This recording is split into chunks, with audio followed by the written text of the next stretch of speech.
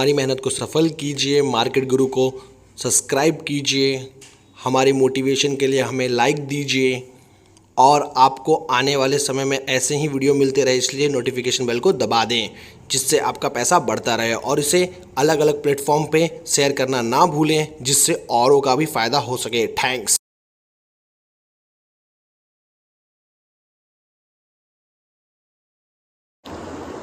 नमस्कार दोस्तों, मेरा नाम राकेश सिंह सूर्यवंशी है और आप देख रहे हैं मार्केट गुरु। तो आप सभी से मिलकर बहुत खुशी मिलती है मुझको, पर थोड़ा सा नमस्कार दोस्तों, मैं राकेश सिंह सूर्यवंशी आप सभी का स्वागत करता हूं मार्केट गुरु में। और मार्केट गुरु आपको हाजिर हैं, आपके सामने हाजिर हैं एक नया स्टॉक लेकर जो आने वाले समय में आपको मल्टीबैगर बनता हुआ दिखाई दे सकता है। जिस स्टॉक के बारे में मैं आप सभी के साथ बात कर रहा हूँ उसका नाम है टेनफ्लिक इंडस्ट्रीज लिमिटेड। मार्केट कैप है 435 करोड़ का, करंट प्राइस जो है 436। हाई और लो की बात करो तो 470 और लो की बात करो तो 162। स्टॉक पी जो है वो 12 की है, बुक वैल्यू जो है वो 83.4 की है और डिविडेंड डील की बात करो तो 0.80 और रिटर्न ऑन कैपिटल एम्प्लॉयड की बात करो तो 34.4%। रिटर्न ऑन इक्विटी की बात करो 23.5%। फेस वैल्यू जो है 10 की है और डेट फ्री जो है कंपनी है, पूरी तरह से डेट फ्री है और प्राइस टू बुक पर ये 5.23% पर तेज कर रही है। क्वार्टरली सेल्स वैल्यू वेरिएबल्स की बात करूँ तो 225% का क्वार्टरली सेल्स वेरिएबल है। क्वार्टर प्रॉफिट की बात करूँ तो 723 है। अब बात करता हूँ ये कंपनी को मैं बहुत ज़्यादा पसंद कर रहा हूँ और आने वाले समय में मुझे लगता है कि स्टॉक काफ़ी बड़े रिटर्न आप सभी को दे सकता है और ये मेरा आप सभी को बोल सकता हूँ, ये मेरा इंडिपेंडेंट गिफ्ट है उन सभी के लिए जो एक लॉन्ग टर्म प्लेयर हैं और एक अच्छा पैसा बनाना चाहते हैं। Tanfac industries limited is a joint sector company promoted by Aditya Birla and that at Tamil Nadu Industrial Development Corporation. The company is among the leading producer of hydrofluoric acid and its derivatives. देखिए, hydrofluoric acid जो है बनाने का काम करती है और manufacturing जो है वो 60 acres of land in the chemical complex of SIPCOT's industrial estates. Technicals पर बाद में आएंगे, पर पहले बात कर लेते हैं इस कंपनी के प्रॉन्स की। तो कंपनी में अच्छाई की बात करो तो company has reduced depth, company is almost debt free, company is accepting giving a good quarter. Company जो है काफी अच्छा क्वार्टर का रिजल्ट इस बार इसने डिलीवर किया है। पिछले 5 सालों में 48.47% का जो है कंपनी का ग्रोथ है। रिटर्न ऑन इक्विटी की बात करो तो 41.37 है। कॉन्स की बात करो तो company is deliver a poor growth, company का पिछले 5 सालों में काफी बेकार सेल्स ग्रोथ है। पुअर पेयर कंपैरिजन में बात करूं तो देखिए सबसे बड़ा पेयर जो है इस कंपनी का पिडिलाइट है और पिडिलाइट की जो पी है वो 86% की है। और अगर मैं आरटी की बात करूं तो 55 की, दीपक नाइट्राइट की बात करूं तो 29.24 की और टाटा केमिकल की बात करूं तो 40% की जो पी है। टेनफ्लिक जो है मैं आपसे बता दूं, टेनफ्लिक जो है बड़ी चीज़ क्या है कि कंपनी का जो सेल्स है वो कंसिस्टेंट नहीं है, इसकी वजह से ये कंपनी जो है उतना अच्छा नहीं कर पा रही है। पर मुझे लगता है कि आने वाले समय में ये एक बहुत बड़ा मल्टीबैगर है और आप सभी को बहुत अच्छा रिटर्न दे सकता है। अगर जून क्वार्टर की बात करूं तो जून क्वार्टर का रिजल्ट जो है काफ़ी बड़ा ब्लॉकबस्टर था। 90 करोड़ का सेल्स था कंपनी का, जो पिछले साल सिर्फ और सिर्फ 28 मतलब कि ऑलमोस्ट 300% जो है 200% इंक्रीज है। प्लस अगर मैं प्रिंसिपल में लूँ तो कंपनी जो है 300% तक कर चुकी थी। प्रॉफिट की बात करूँ तो पिछले साल जहां पे जून 2020 में कोविड की वजह से कंपनी ने सिर्फ 3 करोड़ का प्रॉफिट किया था, जो अब हो चुका है 21 करोड़ का। अगर मैं मार्च 2021 की बात करूँ तो 39 करोड़ का सेल्स है कंपनी का और 0% का जो है प्रॉफिट था।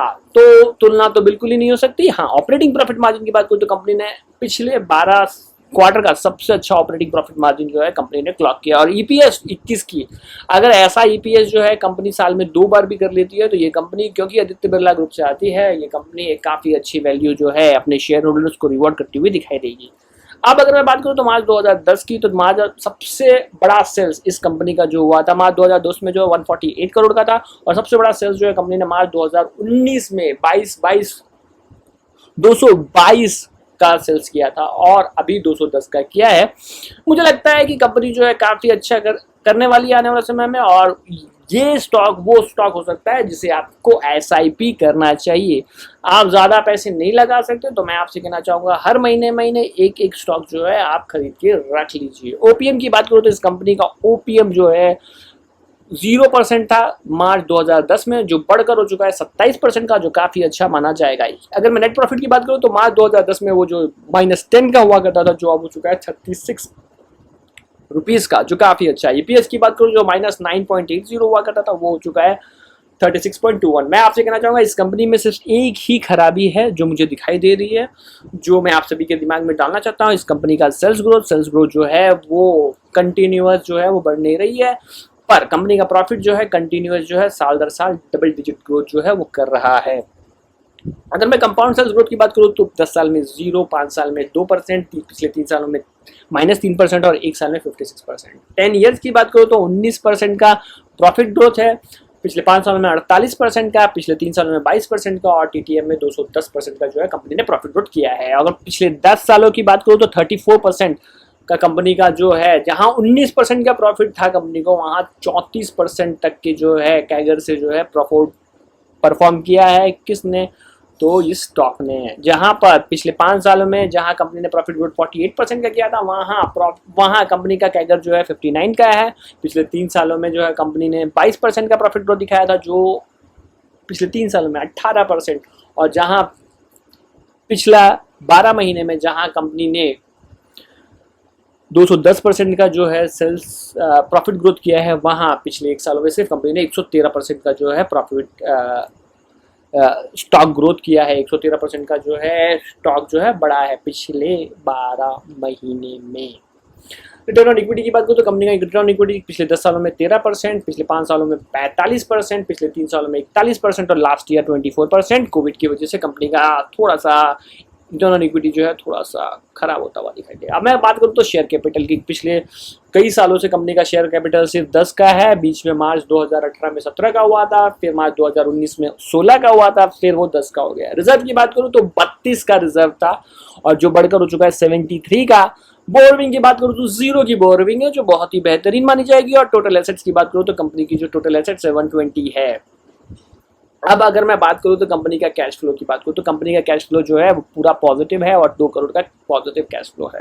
अब अगर मैं रिटर्न ऑन इक्विटी की बात करूँ तो कंपनी का जो सबसे ज़्यादा रिटर्न ऑन कैपिटल एम्प्लॉयड हुआ करता था वो होता था मार्च 2019 में, जहाँ 78% जो है कंपनी जो है रिटर्न ऑन इक्विटी अर्न करती थी।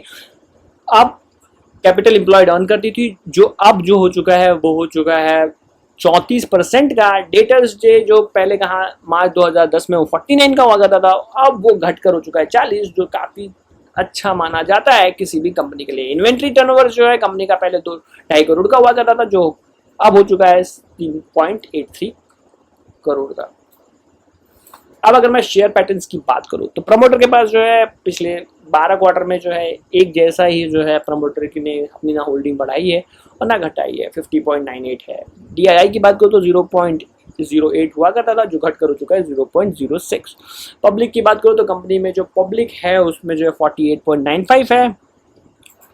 और अगर बात करूं तो इनमें तीन जो है होल्डर्स हैं, जिनका नाम है कमल ज्योति इन्वेस्टमेंट लिमिटेड। इन्होंने अपनी होल्डिंग जो है 9% कर दी है। अंशुल्क स्पेशलिटी मॉलिक्यूल्स ने जो है 7.25 कर दी है, और श्रीनिवास बीएस ने जो है इस कंपनी में अपनी होल्डिंग जो है 1.18 कर ली है। अब आता हूँ इस कंपनी पर, तो टेंफिलिक इंडस्ट्रीज लिमिटेड।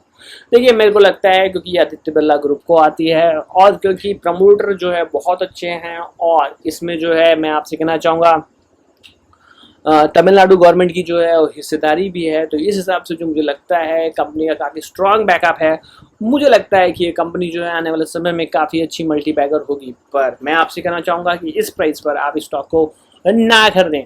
मैं आपसे कहना चाहूँगा जहाँ पे भी आप इस शेयर को खरीदते हैं, 5 हिस्सों में खरीदें, 7 हिस्सों में खरीदें, पेशेंस बनाएं। पेशेंस जो है वो बहुत इंपॉर्टेंट है। पेशेंस, अगर आपने लेट सपोज कीजिए 100 या 90 रुपए पे कोई शॉप को खरीदा है, तो अगली बाइंग जो होनी चाहिए, अगर 90 रुपए है तो अगली बाइंग जो 81 पर होनी चाहिए, और 10% नीचे होनी चाहिए, और 10% पर आप नेक्स्ट, जैसे 5 हिस्सों में बांट दीजिए, आपकी जो बाइंग होनी चाहिए, अगर आप लेट सपोज के 90 रुपये खरीदते हो तो अगली बाइंग 81, और नीचे जाता है तो और आप 5-7 हिस्सों में डिवाइड करके हर 10-10% पर जो है ऐड करते चले जाइए।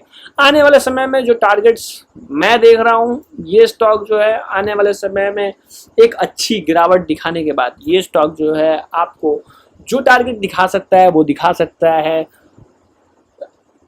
700 रुपये का, 700 रुपीज़ के जो है टारगेट जो है ये स्टॉक दिखा सकता है अगले 18 से 24 महीने में। अगले 18 से 24 महीने में ये स्टॉक जो है आपको 700 रुपीज़ तक के जो टारगेट्स हैं आपको दिखा सकता है। मैं आपसे कहना चाहूँगा अगर करेक्शन होती है और ये शेयर 350 में आता है तो आप वहाँ पे पहला लॉट लीजिए, उसके बाद करेक्ट होता है तो दूसरा लॉट। अगर 350 तक ये स्टॉक आता है खरीदिए पहली लॉट, मतलब कि 5 में से पहला लॉट खरीदिए, फिर गिरावट होती है तो धीमे धीमे ऐड कीजिए। मेरा आने वाले 18 से 24 महीने में स्टॉक का जो टारगेट है वो 700 रुपये का रहेगा। इस स्टॉक में जो है आने वाले समय में मुझे लगता है कि ये स्टॉक बहुत ज़्यादा पैसा बनाने वाला है। तो अगर आपको टेनफ्लिक इंडस्ट्रीज लिमिटेड से जुड़ी जानकारी अच्छी लगी तो मेरे चैनल को ज़रूर सब्सक्राइब कर लीजिएगा, लाइक कर दीजिएगा, नोटिफिकेशन बटन को दबा दीजिएगा। समय ऐसी जानकारियाँ, ऐसे स्टॉक जो आने वाले समय में मल्टी बैगर बन सकते हैं वो लाता रहता हूँ। मिलते हैं एक नई वीडियो में एक नए स्टॉक के साथ। आज के लिए बस इतना ही, बाय।